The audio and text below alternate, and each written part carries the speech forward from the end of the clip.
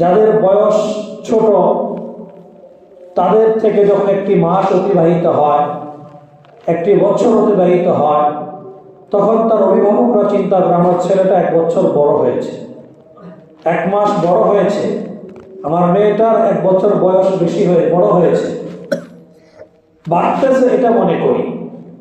কিন্তু আসলে যদি কেউ হিসাব করা হয় মৃত্যুকে কেন্দ্র করে, যখন একটা একটা করে বছর অতিবাহিত হতে থাকে, এর দ্বারা কি বয়স বাড়ে নাকি কমে? অবশ্যই কমে। কারণ যত প্রত্যেকের জন্য হায়াত নির্ধারিত, আল্লাহ তাআলা প্রত্যেকটা মানুষের জন্য মৃত্যুর সময় চূড়ান্ত ফায়সালা করে রেখেছেন। লিকুল্লি উম্মাতিন আজাল ইযা জাআ আজালুহুম লা ইস্তাখিরুনা সাআতাও ওয়া লা ইস্তাকদিমুন। কোরআনের আয়াত। আল্লাহ পাক রব্বুল আলামিন বলেন, আমি প্রত্যেকটা মানুষের জন্য তার জীবন শেষ হবে কোথায় গিয়ে, কোন ক্ষণে, কোন মাসে, কোন বছরে শেষ হবে সেটা আমি লিপিবদ্ধ করে রেখেছি। সে নির্ধারিত সময় থেকে 1 ঘন্টা কেন, 1 মিনিট কেন, 1 সেকেন্ড আগেও হবে না, পরেও হবে না। নির্ধারিত টাইমে গিয়েই প্রত্যেকটা মানুষের কি হবে? মৃত্যু হবে। এটাই চূড়ান্ত সত্য এবং এটাই বাস্তবতা। এটা যদি কেউ বিশ্বাস না করে তার ঈমান থাকবে না। কেন? এটা সরাসরি কোরআনের একটা ওয়ার্ডার, কোরআনের ঘোষণা এটা। এজন্য এখানে একটা মাসলা আমাদের মনে রাখা উচিত। সেটা হলো, অনেকের ক্ষেত্রে দেখা যায় আমাদের ধারণা থাকে যে সে বড় হবে, বিয়ে শাদী করবে, বাচ্চা কাচ্চা হবে, 70, 80, 90 বছর বয়স হবে, এরপরে সে কেউ আস্তে আস্তে কিছুদিন বিছনায় পড়ে থাকবে, এরপরে মারা যাবে। এখন যদি কেউ এর আগেই মারা যায়, করোনাক্রমে ক্যান্সারে আক্রান্ত হয়ে মারা গেল, বা স্ট্রোক জনিত কারণে মারা গেল, তো অন্য কোনো দুর্ঘটনায় পরে মারা গেল, তখন যারা অবুঝ, বুঝে না, অবুঝ কিছু অভিভাবক বা কিছু আত্মীয় স্বজনরা বলতে থাকে যে এই বাচ্চাটার অকাল মৃত্যু হয়েছে, বা অমুক ব্যক্তির অকাল মৃত্যুতে আমরা সকলেই শোকাহত। কালো কাপড়ের মধ্যে লেখেন, কোনো রাজনৈতিক ব্যক্তি মারা গেলে লাগায় রাখে না, এই লেখেন অকাল মৃত্যুতে আমরা শোকাহত, অমুকের অকাল মৃত্যুতে আমরা কি শোকাহত। এই কথাটা কি সঠিক বলছে? লেখাটা কি সঠিক? অকাল মানে কি? এই ব্যক্তির মরার কাল এখনো আসে নাই, কাল আসার আগে কি হয়ে গেছে। এটা কি হইলো? তার মানে আল্লাহ এখানে, মানে ফেরেশতা বা আল্লাহ এখানে ভুল সিদ্ধান্ত নিয়ে ফেলছে। মানে ঘটনাক্রমে ভুলে গেছিল, এই মৃত্যুর টাইম না আসলে মৃত্যু দিয়ে দিচ্ছে। এমন হয় কিনা বিষয়টা? এই জন্য এই জাতীয় কথা বলাও যাবে না, বিশ্বাসও করা যাবে না। অকাল মৃত্যু বলতে কিছু নাই। যার যখন মৃত্যু হয়েছে বা হবে, বুঝতে হবে সে দুনিয়াতে ওই কয়দিনের হায়াত নিয়েই এসেছিল। সব কিছু যদি তার ফেভারে থাকতো, তার অনুকূলে থাকতো, তবুও তার ওই টাইমে ঠিকই মৃত্যু হয়ে যেত। বুঝে আসছে কথা? এই জন্য অকাল মৃত্যু বলতে কোনো শব্দ ইসলামে জায়েজ নাই, এটা বলা যাবে। প্রত্যেকের মৃত্যু নির্ধারিত, এটা একটা খেয়াল রাখার মতো মাসআলা। এটা আমরা সকলেই স্মরণ রাখবো ইনশাআল্লাহ। এক্ষেত্রে আরেকটা ছোট্ট মাসলা বলে রাখি, সেটা হলো, অনেকেই যদি অসুস্থ হয়ে যায় অনেক বেশি, কথা মুমূর্ষ অবস্থায় আছে, অনেক অসুস্থ, তো জিজ্ঞাসা করা হয় অমুকে কেমন আছে? বলে অমুকে তো মৃত্যুর সঙ্গে পাঞ্জা লড়তেছে। এই কথাটাও ইসলাম সমর্থন করে না। মৃত্যু এটা কার ফয়সালা? আল্লাহর সিদ্ধান্ত, আল্লাহর ফয়সালা। এটার সঙ্গে লড়াই করে কেউ বেঁচে থাকতে পারবে? সম্ভব নাকি? মানে এমন বোঝায় হয়তো বা যে লোকটা বেশ শক্তিশালী হলে, শরীর স্বাস্থ্য যদি ভালো হয়, শক্তিশালী হয়, টাকা পয়সা ভালো থাকে, বিদেশে গিয়ে চিকিৎসা করানোর ব্যবস্থা থাকে, তাহলে মৃত্যুর সঙ্গে লড়াই করে সে কি হবে? জয়যুক্ত হবে। এই বিশ্বাস করে ইমান থাকবে? থাকবে না। এই জন্য মৃত্যুর সঙ্গে পাঞ্জা লড়তেছে, এটা কোনো মুসলমানি শব্দ নয়। এই কথা কোনো মুসলমান বলতে পারে না। হ্যাঁ, যদি কেউ বলে থাকে না বুঝে বলছে, শুনে শুনে শিখছে, তাই শব্দটা মুখস্থ আছে, তাই শব্দটা প্রয়োগ করে দিছে। এই শব্দটার কি ব্যাখ্যা, কি অর্থ, এটা কোনোদিন চিন্তাও করে। মুখস্থ শব্দ বলে দিলে তো হবে না। মাসলাটা ক্লিয়ার হয়ে বুঝে আসছে কথা? এটা আমরা খেয়াল রাখবো। অকাল মৃত্যু বলতে কোনো কিছু নাই, এবং মৃত্যুর সঙ্গে পাঞ্জা লড়তেছে এরকম কোনো শব্দ ব্যবহার করা চলবে না। পাঞ্জা লড়ার সাহস শক্তি কারণে মৃত্যু যার যে টাইমে হবে ওই টাইমেই হবে, তো পাঞ্জা লড়ার কি আছে? মুমূর্ষ অবস্থায় আছে, অনেক বেশি অসুস্থ আছে, মৃত্যু সজ্জায় শায়িত আছে, এ জাতীয় শব্দ ব্যবহার করা যায়। পাঞ্জা লড়তেছে এই শব্দ মুসলমানি শব্দ নয়। কাজে এগুলো থেকে আমরা বিরত থাকবো ইনশাআল্লাহ। আমি যে কথা বলতেছিলাম যে যখন একটা সময় পার হয়ে যায়, একটা বছর পার হয়ে যায়, আমরা ভাবি যে বাচ্চাটা 1 বছর বড় হলো, মূলত তার হায়াত বাড়তেছে না, বরং হায়াত কি হইতেছে? কমতেছে। এই যে 24 সাল পার হয়ে গেল, বুধ বৃহস্পতি শুক্র আছে কয় তারিখ? 3 তারিখ। 25 সালের 3 তারিখ প্রথম মাসে। তার মানে আমাদের জীবন থেকে এই বছরগুলো শেষ হয়ে গেছে। আমার যদি হায়াত বরাদ্দ থাকে 70 বছর, তাহলে এখান থেকে আমার 24 বছর শেষ, আর যত বাকি আছে ততটুকু। আরেকটা বছর পার হবে, আরেকটা হায়াত কমে আসবে। এভাবে মানুষের হায়াত কমতে থাকবে, একদিন হায়াত শেষ হয়ে যাবে। এজন্যই কোরআন হাদিসের মধ্যে মুফাসসিরিনে কেরাম, মুহাদ্দিসিনে কেরাম যে কথাগুলো বারবার বোঝানোর চেষ্টা করেছেন, যে কথাগুলো আমাদেরকে স্মরণ করিয়ে দিয়েছেন, এই কথাগুলো হলো যে যখন তোমার জীবন থেকে একটা সময় শেষ হয়ে যায়, এটা আনন্দ উল্লাসের কোনো সময় না, এটা রং তামাশার কোনো সময় না, বরং নতুন যে সময় তোমার সামনে উপস্থিত হলো, এই সময়কে তুমি কিভাবে মূল্যায়ন করবে, এই সময়কে তুমি কিভাবে কাটাবে, এই জন্য প্ল্যানিং প্রোগ্রাম করো এবং ওইভাবে নিজেকে, নিজের পরিবারকে, নিজের মন ও দেমাগকে ভালোভাবে প্রস্তুত করতে থাকো। এটা হলো ইসলাম আমাদেরকে শেখায়। যে আমাদের নতুন বছর শুরু হয়েছে 25 সাল, বিগত 24 বছরে যে আমলগুলো আমার করার ইচ্ছা ছিল কিন্তু আমি যে কোনো কারণে করতে পারি নাই, ওই আমলগুলো যেন এবছর না ছুটে, ওই জন্য নিজেকে প্রস্তুত করা এই নতুন বছর। এবং বিগত বছরে যে অন্যায় অপরাধগুলো আমার দ্বারা সংগঠিত হয়েছিল, কিছু অন্যায় তেমন ছিল যে ক্ষমতার জোরে হয়েছিল, ক্ষমতার পাওয়ারে হয়েছিল, এখন তার ক্ষমতার পাওয়ার নাই, এখন অটোমেটিক সেগুলো হবে না। ঠিক আছে, যে কোনো কারণে অন্যায় করার সুযোগ যেহেতু নাই, এখন ভালোভাবে তওবা ইস্তেগফার করা, আল্লাহর কাছে খুব খাস দিলে ক্ষমা প্রার্থনা করা, আল্লাহ বিগত বছরে যা করেছি সব মাফ করে দাও, এই নতুন বছর থেকে আমার জীবনকে নতুন করে সাজাবার তৌফিক দিয়ে দাও। এটা আল্লাহর কাছে দোয়া করা এবং পাশাপাশি শুকরিয়া আদায় করা যে আল্লাহ তাআলা আমাকে নতুন আরেকটি বছর উপহার দিলেন, নতুন বছরের সূচনা আমি পেয়ে গেলাম, আল্লাহর কাছে আশাবাদী এই বছর আল্লাহ আমাকে জীবিত রাখবেন। কাজে আল্লাহর কাছে অনেক বেশি পরিমাণে কি করা? শুকরিয়া আদায় করা। যদি শুকরিয়া আদায় করি তাহলে আল্লাহ তাআলা আমার নিয়ামত আরো বাড়িয়ে দিবেন। আল্লাহ তাআলা কোরআনে হাকিমের মধ্যে বলেছেন, এটা আমরা বারবার শুনেছি, লা ইন শাকারতুম লা আযীদান্নাকুম ওয়া লা ইন কাফারতুম ইন্না আযাবি লাশাদীদ।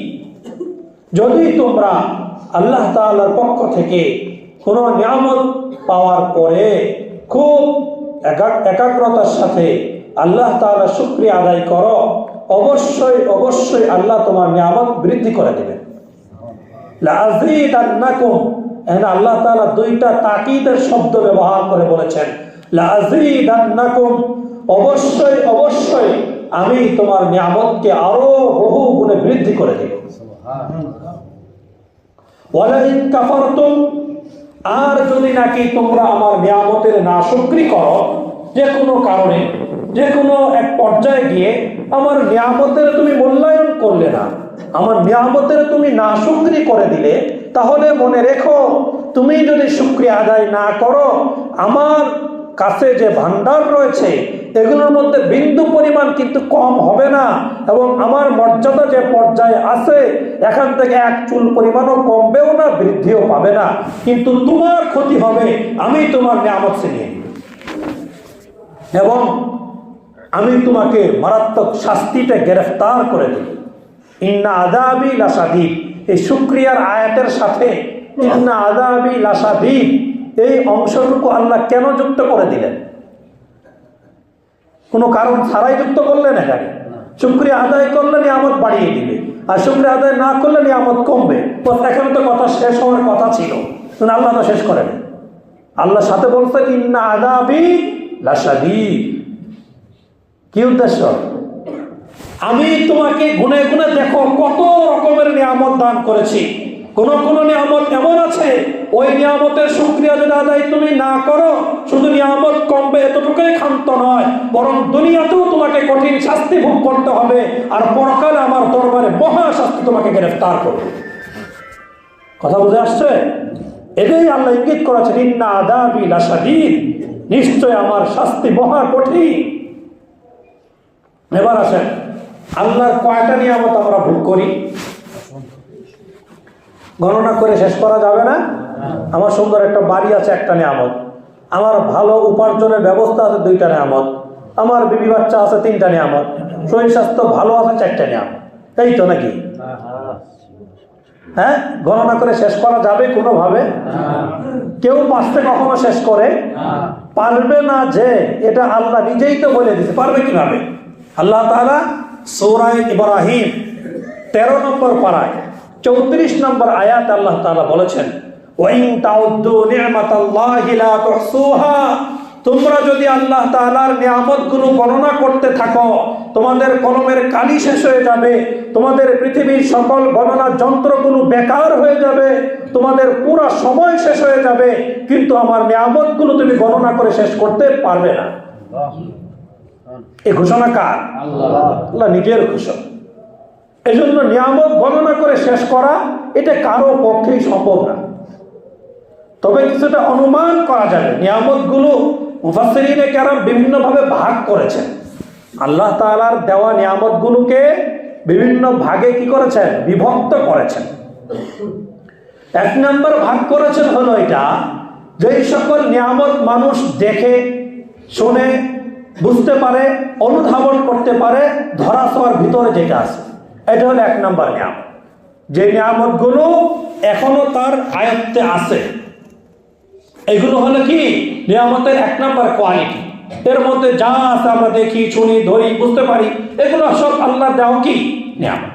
এটা হলো 1 নম্বর কোয়ালিটির নিয়ামত, যে নিয়ামতগুলো মানুষ কি করতে পারে? দেখতে পারে, ধরতে পারে, ভোগ করতেছে, রানী। 2 নম্বর নিয়ামত হলো এমন কিছু নিয়ামত রয়েছে যে নিয়ামতগুলো বান্দা থেকে এখনো লুকায়িত আছে, আল্লাহর পক্ষ থেকে বরাদ্দ আছে। এই কাজগুলো যদি করে এই নিয়ামত তার উপর আরোপ করা হবে, এই নিয়ামতটা তার উপর আসবে, না হয় আসবে না। বুঝতেছেন কথা? এটা হলো 2 নম্বর নিয়ামত, যে নিয়ামতটা মানুষের সামনে রাখা হয়নি, আড়ালে রাখা হয়েছে, পিছনে রাখা হয়েছে, কিছু কোন কর্মের সাথে সম্পৃক্ত করে রাখা হয়েছে। এই কর্মগুলো করলে ওই নিয়ামতগুলো সামনে আসবে, না হয় পিছনে রয়ে যাবে। 3 নম্বরে যে নিয়ামত ভাগ করেছেন সেটা হলো যে নিয়ামতগুলোর ব্যাপারে মানুষ আশা আকাঙ্ক্ষা করে, তামান্না করে, দিলে দিলে কামনা করে, যদি আমার এটা হতো, ওইটা হতো। এই যে কোয়ালিটিগুলো, পিছনের যে 2 কোয়ালিটি বলা হলো, দুটোটা নির্ভর করা হলো যে নিয়ামতগুলো সে রানিং যেগুলো ভোগ করতেছে এগুলো, যে নিয়ামতগুলোর মধ্যে এখন সে জড়িত আছে, এই নিয়ামতগুলোর যদি সে যথাযথ মূল্যায়ন করে, এই নিয়ামতগুলোর যদি সে সঠিক ব্যবহার করে, তাহলে বাকি 2 প্রকারের নিয়ামত আল্লাহ তাআলা নিজ দায়িত্বে তার সামনে এনে দিবেন। কথা বুঝতেছেন? এই যে নিয়ামতগুলো, তাহলে বাকি 2 নিয়ামত নিয়ে তাহলে তেমন কিছু করার নাই।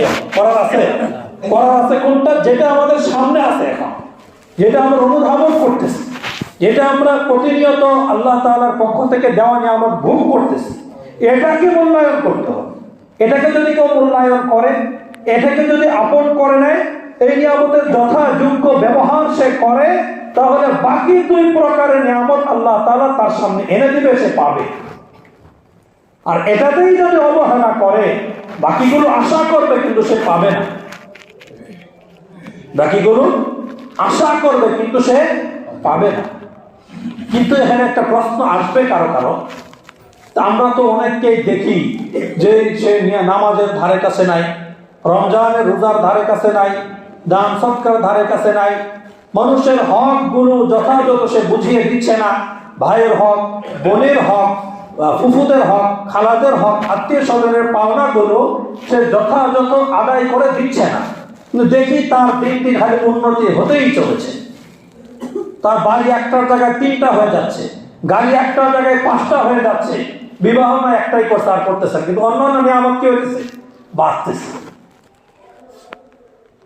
এটার কি? এটার সমাধান কি? সমাধান নাই কোনো কোরআন হাদিসের মধ্যে? আছে কোনো সমাধান? মান কানা ইউরিদুল হায়াতাদ দুনিয়া, আল্লাহ কোরআনের মধ্যে বলেছেন, যে ব্যক্তি দুনিয়া থেকে দুনিয়াকে কামনা করে, দুনিয়াকে চায়, দুনিয়াকে সাজাতে চায়, দুনিয়াকে বাড়াতে চায়, আল্লাহ তার অবশ্যই দুনিয়াতে তার চাকচিক্যতা আরো অনেক বাড়িয়ে দিবেন, কিন্তু পরকালে তার জন্য জিরো, কিচ্ছু থাকবে না। সে দুনিয়া কামনা করে, দুনিয়াতে আমার দরকার। আল্লাহ চাইলে সবাইকে না, আল্লাহ কারো কারো ব্যাপারে চাইলে তার দাবি অনুযায়ী, তার চাহিদা অনুযায়ী আল্লাহ তাকে দুনিয়ার সকল নাজ নেয়ামত দিতে পারে। হয়তো সে কিছু সময় ভোগ করবে অথবা মৌত পর্যন্ত ভোগ করবে, কিন্তু মৃত্যুর পরে তার আমলনামা জিরো, কিচ্ছু থাকবে না। কথা বুঝে আসতেছে? এই জন্য এটা কোনো বাহাদুরির বিষয় না যে উল্টা সিধা চলে অথচ তার সুযোগ সুবিধার অভাব নাই, না জানি সে কত ভালো মানুষ, এই কথা বলার কোনো সুযোগ নাই। আমি আগেও বারেহা বলেছি, কেউ কেউ মনে করে যে আমি নামাজ না পড়লে কি হবে, আল্লাহ আমাকে কি করেন? খুব আদর করেন, ভালোবাসেন, না হয় আমার ব্যবসায় এত উন্নতি হতো না, আমার অর্থ উপার্জন এত বেশি হতো না, আমি আল্লাহর কাছে যেটা চাইতেছি সেটাই হইতেছে, এটা কেন হয়? নিশ্চয় আল্লাহ আমাকে কি করেন? ভালোবাসেন। এই চিন্তা শয়তানের পক্ষ থেকে তার মাথায় ঢোকানো হয়েছে। এটা কোন ইসলামের অনুকূলের চিন্তা না, বিকৃত মস্তিষ্কর চিন্তা। এটা শয়তান তাকে ঢুকিয়ে দিয়েছে মাথার মধ্যে যে যেহেতু তুই যা তার চাই হচ্ছে, তুই ছেলে চেয়েছিস আল্লাহ তোকে ছেলে দিয়েছে, মেয়ে চেয়েছিস আল্লাহ তোকে মেয়ে দিয়েছে, তুই যা চাচ্ছিস আল্লাহ তোকে তাই দিচ্ছে। বোঝা গেল? তুই আল্লাহ সবচেয়ে কি কাছের বান্দা। এরকম ভেজালের মধ্যে অনেক মানুষ কিন্তু ডুবে আছে, মহা খুশি দিলে দিলে বহুত তৃপ্তি ঢেকুর দেয় যে আমি মনে হয় সবচেয়ে আল্লাহর প্রিয়। নামাজ না পড়লে কি হবে? হুজুরা তো বলেই নামাজ তো কোনো বড় বিষয় না, মানুষের হকটা হলো বড় বিষয়। নামাজ নাই করলাম, আল্লাহর হক আল্লাহ মাফ করে দিতে পারে, এটা মনে মনে করে থাকে, অথচ এটার ব্যাখ্যা সে জানে না। কোরআন হাদিসের মধ্যে পরিষ্কার বলা হয়েছে, আল্লাহ তাআলার পক্ষ থেকে কোনো নাজ নিয়ামত পাওয়ার পরে, সন্তানের দিক থেকে হোক, বিবি বাচ্চার দিক থেকে হোক, অর্থ সম্পদের দিক থেকে হোক, চাকরি ব্যবসার দিক থেকে হোক, পদমর্যাদার দিক থেকে হোক, যে কোনো দৃষ্টিকোণ থেকে যদি আল্লাহ তাআলা তাকে তার চাহিদার থেকে বেশি দেয় এবং এগুলো দেওয়ার পরে সে যদি আল্লাহর আনুগত্য না করে, আল্লাহর নাফরমানিতে আরো বেশি করে লিপ্ত হয়, তাহলে বুঝতে হবে আল্লাহ তাআলা দয়া করে এগুলো তাকে দেন নাই, বরং আল্লাহ তাকে পরীক্ষা করার জন্য ঢিল দিয়েছেন মাত্র। কথা বুঝে আসতেছে? এই আল্লাহর ঢিল দেওয়াটাকে সে মনে করছে আমি মনে আল্লাহর প্রিয় বান্দা, আর ও তো নামাজ পড়ে কি লাভ হচ্ছে, সে নামাজ পড়ে কি পাইছে? 3 বেলা ভাতই খেতে পারে না সে। এরকম মানুষ আছে, সে নামাজ পড়ে কি পাইলো? 3 বেলা ভাতে দেখি জুটে না, মানুষের কাছে ভিক্ষা করে কোনো মতে চলে না। ভাই, ইসলামটা এত সহজ না যে আপনি বহুত কিছু পেয়ে গেছেন আর আল্লাহর প্রিয় হয়ে গেছেন, অথচ আপনি 24 ঘন্টার মধ্যে পুরো 24 ঘন্টা আল্লাহর নাফরমানিতে লিপ্ত রয়েছেন আর মনে মনে আশা করতেছেন যে আপনি আল্লাহর প্রিয় বান্দা। এটা কি করে সম্ভব? সম্ভব না। 24 ঘন্টা নাফরমানিতে লিপ্ত থাকে না? নাই এমন মানুষ? এটা স্বীকার করবে না তো। 24 ঘন্টা কোথায়? 10 ঘন্টা তো ঘুমেই থাকে, 24 ঘন্টা নাফরমানি করলো কিভাবে? সিস্টেম আছে কোনো? কি সিস্টেম সেটা? আমি আগে বারবার বলেছি যে মানুষের মুখের দাড়ি 1 মুষ্টি পর্যন্ত রাখা হলো ওয়াজিব। খালি আমরা সুন্নতের দোহাইতে সুন্নতের রাখলে কি না রাখলে কি, 1 মুষ্টি হাত দিয়ে প্রত্যেকে নিজের হাতে, সেলুনের নাপিতের হাতে না, কিন্তু সেলুনের নাপিত ছোট হলে হাত হবে ছোট, আপনার নিজের হাতে 1 মুষ্টির কম যদি থাকে, আপনি অনেক নামাজ পড়েন, তাহাজ্জুদ পড়েন, হাত তুলে লম্বা লম্বা মোনাজাত করে চোখের পানি ফেলেন, কিন্তু আপনার দাড়ি যদি 1 মুষ্টির কমে থাকে, আপনি যে অবস্থায় থাকেন, আপনি নামাজেও যদি থাকেন, নামাজের জন্য সওয়াব লেখা হবে এক পাশে, আর দাড়ি 1 মুষ্টির কম হওয়ার কারণে আরেক পাশে গুনাহ লেখা হবে। কথা বুঝতেছেন? আর যদি ঘুমে থাকেন তাহলে সব লেখা হবে নাকি? আপনার এই দাড়ি যতক্ষণ পর্যন্ত এক মুষ্টি না হবে ততক্ষণ পর্যন্ত অনবরত আপনার আমল নামায় গুনাহ লেখা হতে থাকে। এই জন্য নতুন বছর আমরা নিয়ত করি, বিগত 24 সালে যা করেছি এই 25 সালে আমি আর দাড়িতে খুর বা কেচি লাগাবো না। অনেকে খুর লাগায়, একটু ভালো হয় কি করে, কেচি লাগায়। আমি তো খুর, আমি এত খারাপ না, আমি কি করি না, আমি এত খারাপ না যে খুর লাগাবো, কি লাগাই, কেচি লাগাই। মানে খুর লাগানোর তুলনায় কেচি লাগানোটা অপরাধ কম নাকি? এই মাসলা আপনার কোথায় পেলেন? এক মুষ্টি হওয়ার আগ পর্যন্ত সমান তাহলে গুনাহ। এতটুকু পার্থক্য যে খুর লাগাইছে তার এক মুষ্টিতে সময় বেশি লাগবে 2 সপ্তাহ, আর যে কেচি লাগাইছেন তার 1 মুষ্টি 2 সপ্তাহ সময় কম লাগবে, এতই শুধু পার্থক্য। আর না হয় এক মুষ্টি হওয়ার আগ পর্যন্ত গুনাহ সমান তাহলে লেখা হবে। আপনি খুর লাগান আর কি করেন, কেচি লাগান, কোনো ব্যবধান নেই। বুঝাচ্ছে কথা? এখনো বিয়া করি নাই, মাইয়া বিয়া শাদী করি নাই, এত তাড়াতাড়ি দেখলে মানুষ আমার চাচা বলবে। মানুষ কি বলবে? চাচা বলবে, জ্যাঠা বলবে। এই চাচা জ্যাঠা এই শব্দটা শুনতে অনেকেই নারাজ, এই জন্য দাড়ি কি করে না, ছোটো করে রাখে। আপনার চাচা জ্যাঠা ডাকে আপনার বাণিজ্য কমে যাবে। হ্যাঁ, আল্লাহ আমাদের সবাইকে সহি বুঝ দান করে।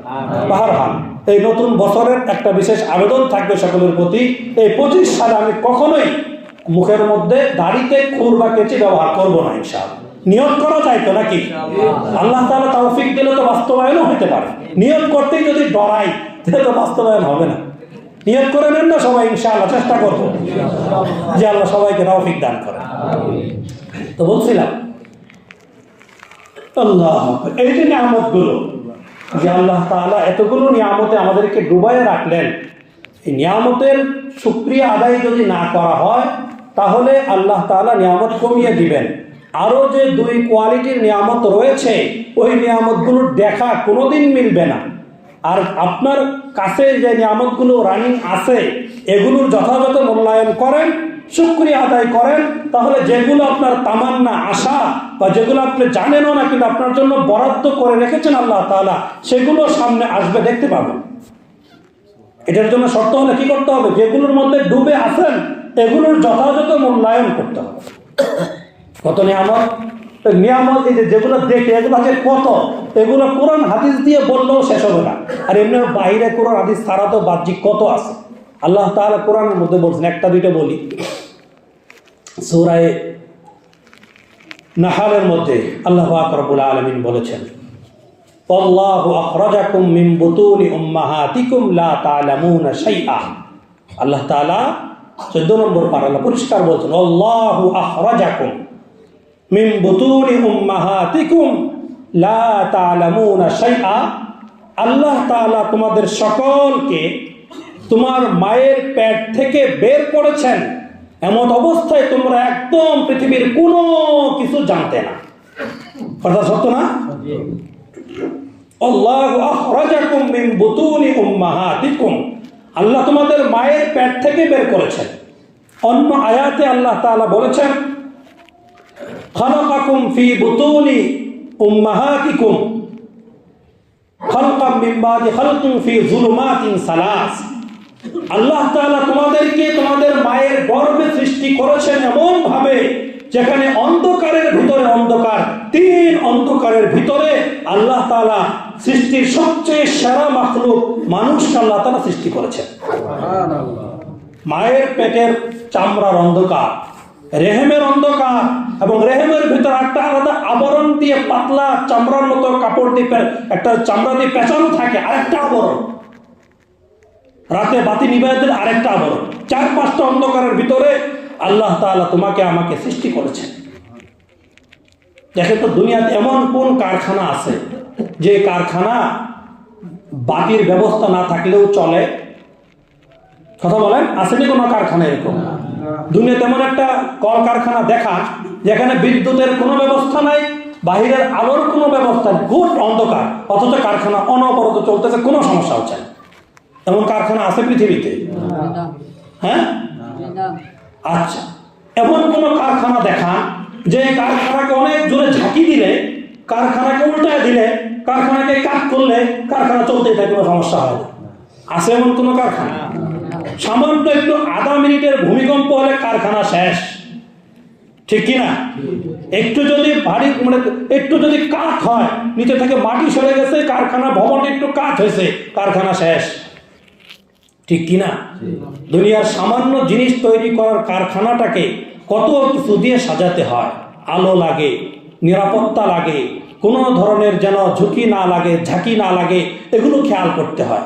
কিন্তু আল্লাহ তাআলা সৃষ্টির সবচেয়ে সেরা মাখলুক, যে আশরাফুল মাখলুকাত, মানুষকে এমন এক কারখানায় তৈরি করেছেন যে কারখানায় না আছে কোনো আলোর ব্যবস্থা, না আছে কোনো বাতির ব্যবস্থা।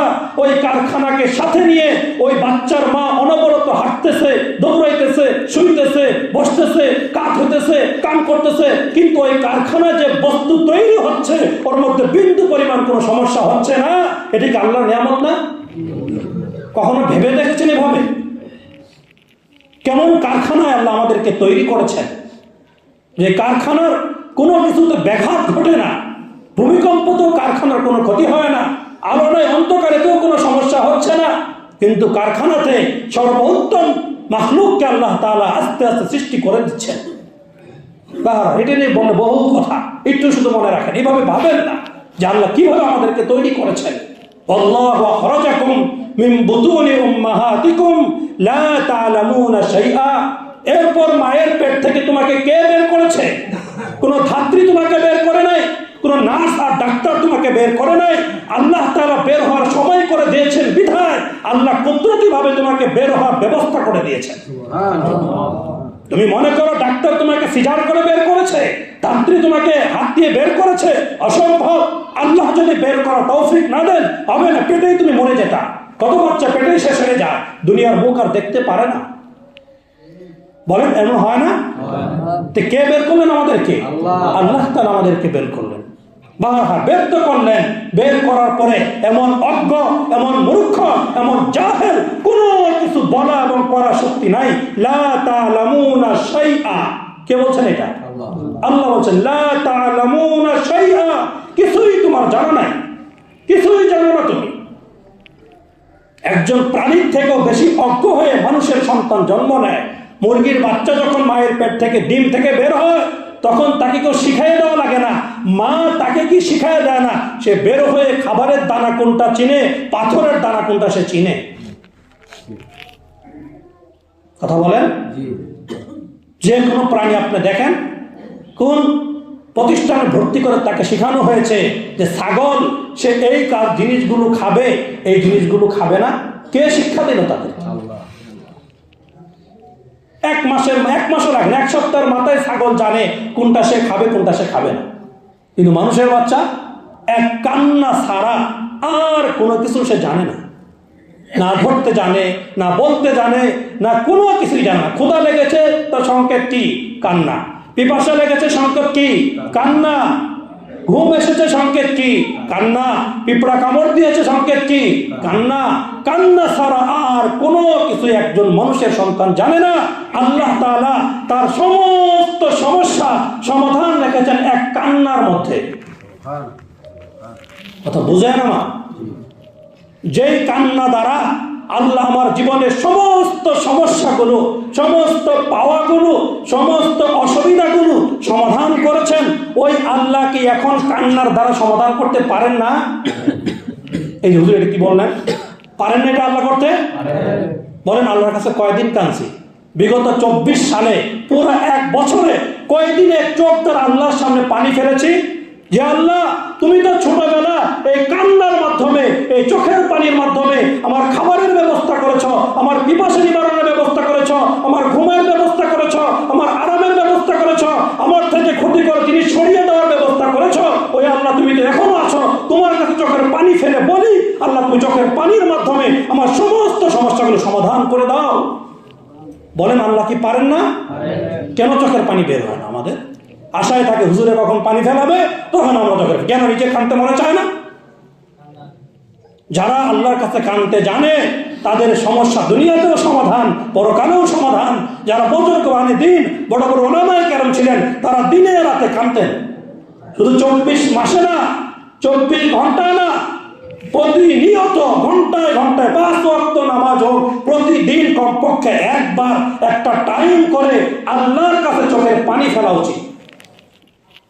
হুজুর কি বলেন, এক সপ্তাহ সারা মসজিদের মুখে আমরা দেখি না, মসজিদের সামনে দিয়ে হাঁটারও তৌফিক হয় না, উষ্টা খেয়ে পর্বত বহু দূরের কথা।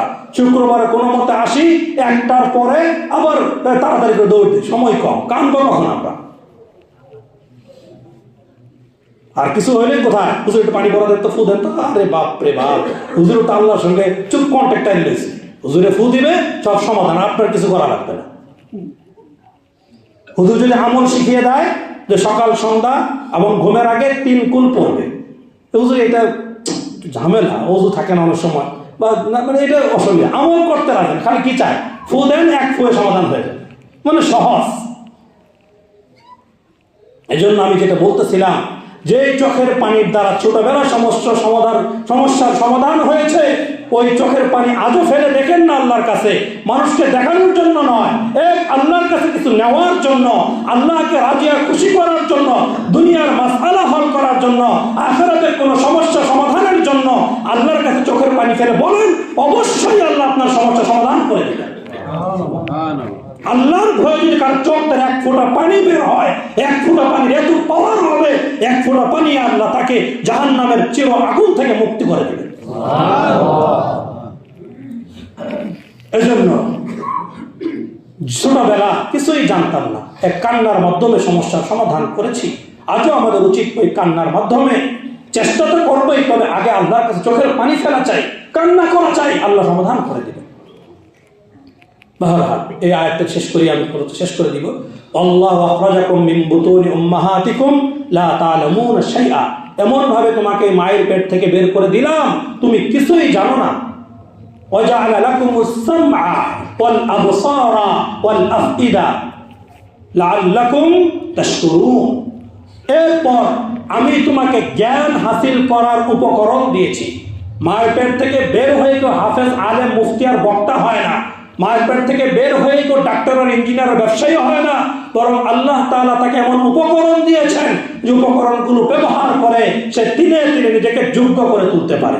এই জন্য আল্লাহ বলেন, ওয়া জাআলা লাকুমুস সামআ, আমি তোমাকে শ্রবণ শক্তি দিয়েছি, তোমাকে কর্ণ দিয়েছি, যে কানের দ্বারা তুমি ভালো জিনিসগুলো শুনবে, ভালো কথাগুলো শুনবে, মানুষের কল্যাণ হয় এমন জিনিসগুলো তুমি শুনবে, শুনে শুনে মানুষের কল্যাণজনক কাজে নিজেকে দক্ষ করে তুলবে, যোগ্য করে তুলবে।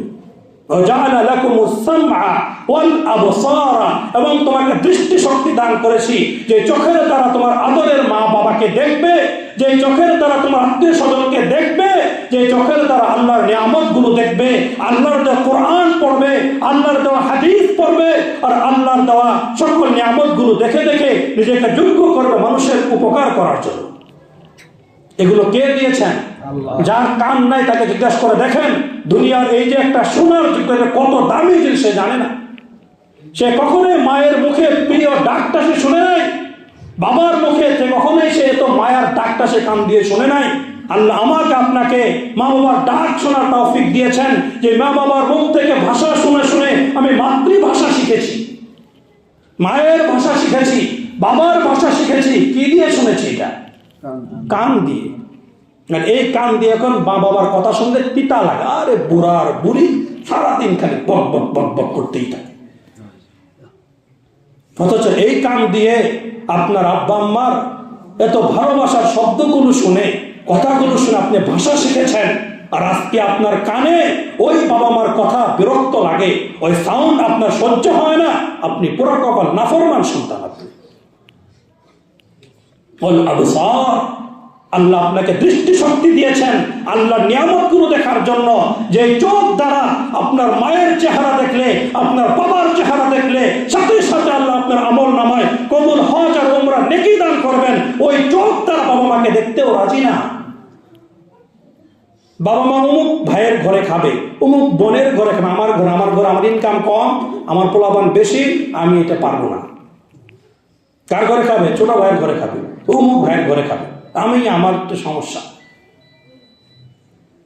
বাবা মাকে দেখতেও রাজি না, বাবা মাকে অন্য রাস্তা দিয়ে যায়। যদি বাবা 10 টাকা চায়, বাবা যদি 20 টাকা চায় একটু চা খাবো, বাবা মাকে দেখলে অন্য রাস্তা দিয়ে, যেমন পুরো কপাল নাই মনে হয় বাংলাদেশে। আমি বানায় বলতেছি। আল্লাহু আকবার। এই চোখ আল্লাহ দিয়েছেন ভালো জিনিসকে দেখার জন্য, স্বামীকে দেখার জন্য। স্বামীকে চোখ দিয়েছেন স্ত্রীকে দেখার জন্য। মহব্বতের নজরে যদি স্বামী স্ত্রীকে দেখে, সম্মানের নজরে যদি স্ত্রী স্বামীকে দেখে, আল্লাহ তাআলা সেই পরিবার রহমতের দরজা খুলে দিবেন। এই চোখ তারা নিজের স্বামীকে না দেখে পর পুরুষকে দেখে নাই, নিজের স্বামীকে মহব্বতের মায়ার সম্মানের দৃষ্টিতে দেখে না। নিজের স্বামীকে দেখলে শরীরের মধ্যে জ্বালা ফুটে। স্বামীর কোনো কর্ম তার মজা লাগে না। অন্য বেটার কর্ম খুব মজা লাগে, কেমনে হাঁটে সেটাও ভালো লাগে, কেমনে হাসি দেয় সেটাও ভালো লাগে, কিন্তু নিজের স্বামীটা কি হয় না, মজা লাগে না। এমন নাফরমান বউ মনে হয় নাই, এমন নাফরমান স্বামীও আছে। নিজের বউ মজা লাগে না, নিজের বউকে আদর করে না, নিজের বউকে ভালোবাসা দেয় না। নিজের হালাল বউ যে তার মুখে এক লোকমা খাবার উঠিয়ে দিলে আল্লাহ তাআলা তাকে আল্লাহর রাস্তায় দান করে নফল সদকার নেকি দান করে। এটা দিতে বিরক্তিকর, মানে এটা খুব বিবেকে বাধা দেয়। এটা কেমনে আমি আমার বউয়ের মুখে খাবার দিই, সারাদিন বক বক করে কি এর মুখে দিই, এটা খুব একটা ঝামেলার কথা, এটা সহ্য হয় না। অথচ এটা কত বড় নেকির কাজ। হ্যাঁ, অন্য বেড়ার বউরে অন্য কোনো সেমরিকে দেখলে তাকে গিফট করতে, তাকে খাবার দিতে খুব ভালো লাগে, তার মোবাইলে মিনিট ভরে দিতে এটা খুব তৃপ্তি লাগে। নিজের বউয়ের মিনিট দরকার, টাকা দরকার, এটা দিতে মজা লাগে না। এগুলো আমি বানায় এগুলো নাই, পৃথিবীতে নাই। এগুলো আমার কাছে হঠাৎ করে নাজিল হয়েছে, তাই আমি এগুলো নাই। আপনার জন্য ফেরেশতা বাহার। এই জন্য আল্লাহ তাআলা আমাদেরকে আবসার দৃষ্টি শক্তি দিয়েছেন কোরআন দেখার জন্য, কোরআন দেখার জন্য, মা বাবাকে দেখার জন্য, দিনদার মানুষকে দেখার জন্য। এই চোখকে দৃষ্টি শক্তি ব্যবহার করে মানুষের উপকার করব, এই জন্য আল্লাহ তাআলা দৃষ্টি শক্তি দিয়েছেন, চোখ দিয়েছেন। কিন্তু এই চোখকে আমরা সহি কাজে ব্যবহার না করে অপাত্রে চোখ ব্যবহার করছি, কি হবে? শুকরিয়া আদায় হচ্ছে না। আল্লাহ তাআলা চোখ দিয়েছেন, চোখে দেখার শক্তি দিয়েছেন কিসের জন্য? আল্লাহর নিয়ামত দেখার জন্য, আল্লাহ কোরআন দেখার জন্য। এটা না দেখে অপাত্রে যেখানে দৃষ্টি দেওয়া জায়েজ নাই সেখানে চোখ ব্যবহার করছি। এরপরে বলেছেন ওয়াল আফইদা। আফইদা মানে কলুব, অন্তর, কলব, দিল, হার্ট। যে দিলকে আল্লাহ তাআলা নির্বাচন করেছেন, আল্লাহর উপর ঈমান আনতে হলে অন্য কোনো জায়গায় ঈমান আনতে হবে না। ঈমান নামক যে নিয়ামত, ঈমান নামক যে সম্পদ, এটাকে জায়গা দিতে হবে কোথায়? এই কলবের ভিতরে, আফইদা, দিলের ভিতরে। এই জন্য আল্লাহ তাআলা দিলকে নির্বাচন করেছেন। এই দিলের মধ্যে আমি আল্লাহ ছাড়া অন্য কোনো আল্লাহ থাকবে না, অন্য কেউ থাকবে না, শুধু আমি আল্লাহ থাকবে দিলের মধ্যে। এই জন্য আমি তোমার ভিতরে একটা এত সুন্দর দিল আর দিমাগ দিয়েছি। আর তুমি এই দিমাগের মধ্যে কত কিছু ভালোবাসা ঢুকিয়ে রেখেছ। আল্লাহ আমাদের সহি বুঝ দান করেন। এগুলো আমি কেন দিলাম? আল্লাহ বলেন লাআল্লাকুম তাশকুরুন, যাতে করে তোমরা আমার নিয়ামতের শুকরিয়া আদায় করতে পারো। আমি তোমাদেরকে যতগুলো নিয়ামত দিয়েছি একটা একটা করে যেন সকল নিয়ামতের শুকরিয়া আদায় করতে পারো। এর জন্য সামথিং কিছু এখানে উল্লেখ করা হলো। এগুলো শুকরিয়া আদায় করো। আল্লাহ নিয়ামত আরো যেগুলো বরাদ্দ রেখেছেন 2 প্রকার, সেগুলো তোমার সামনে এনে দিবেন। আল্লাহ তাআলা আমাদের সকলকে আল্লাহ তাআলার দেওয়া নিয়ামতগুলো শুকরিয়া আদায় করার তৌফিক দান করেন। সকলে বলি আমিন। ওয়া আখিরু দাওয়ানা আনিল হামদুলিল্লাহি রাব্বিল আলামিন। সুন্নাত পড়ি নাই, কবল তোমার 4 রাকাত সুন্নাত পড়ি।